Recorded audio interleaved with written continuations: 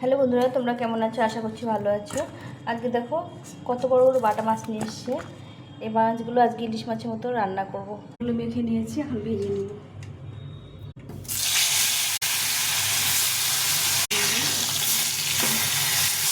হয়ে গেছে, উঠে নেব।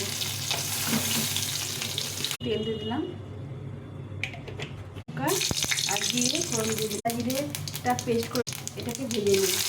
দেবো 1 চামচ লঙ্কা গুঁড়ো দিয়ে সবটা ভেজে নেব। দিয়ে দেবো কিছুটা লবণ, এটা দিয়ে দেবো।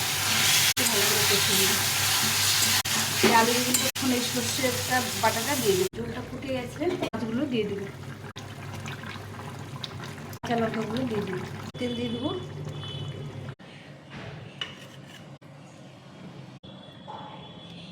তোমাদের রেসিপিটা ভালো লাগলে অবশ্যই লাইক শেয়ার সাবস্ক্রাইব করে পাশে